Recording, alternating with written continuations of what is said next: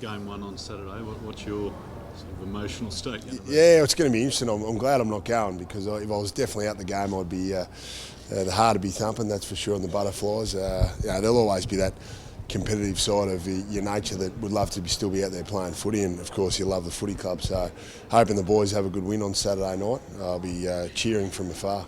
In your objective view of what you've seen so far? The Lions have been in good shape. I'm pretty excited about the Lions' sort of potential this season and beyond. So obviously Dane Beams and Alan Christensen are two, A graders, and also Mitch Robinson has come in as well. So automatically we've improved quite a bit from last year. We've also got Daniel Rich, Jack Redden and Matty Leuenberger re-strengthening that midfield. So I would expect, or you would hope, that we can beat Collingwood on Saturday night.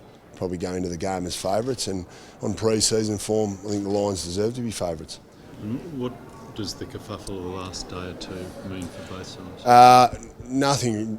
Well, obviously for Collingwood it does, but nothing for Brisbane. Brisbane's up here and out of the way, apart from the fact that it's greater awareness and emphasis on the players to take responsibility, I suppose, for what they put in their body. But it won't affect the Brisbane players, but no doubt it's not ideal for Collingwood, so that has to affect their preparation. Now, whether it galvanises them or distracts them, you won't know the answer until Saturday night, but Collingwood would prefer not to have to put up with it this week, I would have thought. Hardly an ideal start, is it? No, yeah. Yeah, it's a disappointing start for the AFL. Of course, we've got the Essendon decision today. You've got the Collingwood drug stuff, and then the Ryan Crowley stuff happened a couple of weeks ago. It's definitely a big black cloud hovering over the AFL, especially at the moment at a time when there's been no games. So I think it'll be good for the footy to actually start, so we can start talking about what's happening on the field. But if ever there's been lessons learned out of all this, it's that the players need to be so diligent with what they get involved in, I suppose, away from the footy field.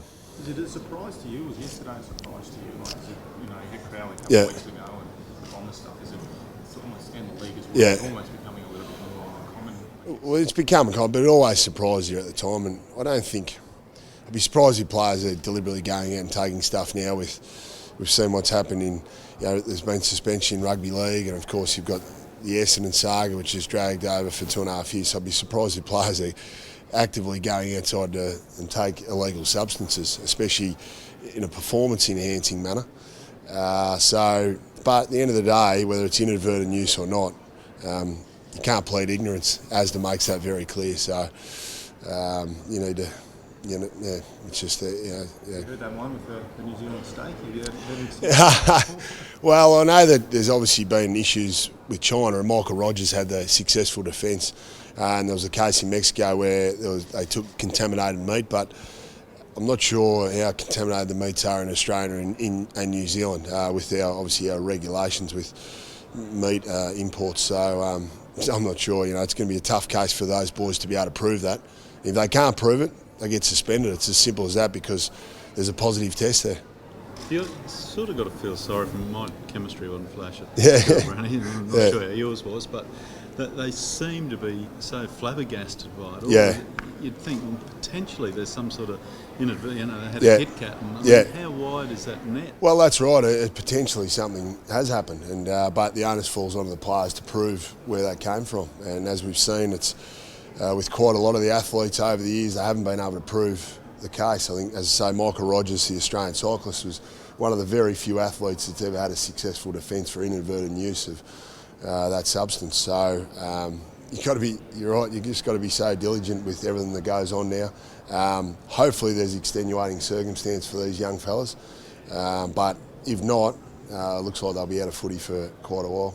Yeah, but there's an element of potential innocence. So the thing is, take the innocent down with the guilty, because that's the way it's got to be. So. Well, it is. I think a lot of it's been born out of obviously what happened in the Tour de France, I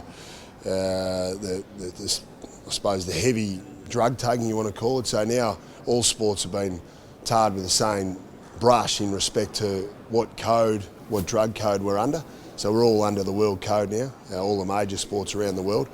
I think that there is potential, and I know the government has spoke about it, there is potential to look at our codes in Australia and say, do we need to be under the world code, or do we need codes that are more specific to our sport? Obviously, we're a hell of a lot different to cycling and a lot of other professional sports around the world. So I think it's a valid point that the government, after this is all said and done, when if they do have a Senate inquiry, the government needs to look closely about what code works for Australian sports, and especially our contact sports that are the dominant codes in Australia.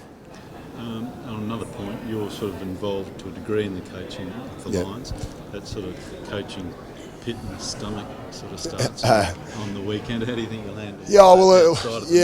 It's certainly. I'm very excited to be helping, looking at the younger fella, mentoring some of the young forwards, and really excited to see their progress. Got high hopes. Unfortunately, young John O'Freeman's out injured at the moment, but Michael Close and Dan McStay are two of the most likelies for Saturday night, and it's really exciting to watch young fellas progress, and there's a lot of upside to them. But the thing with young key forwards is they can take quite a few years to develop, mainly because they need to physically grow into their bodies.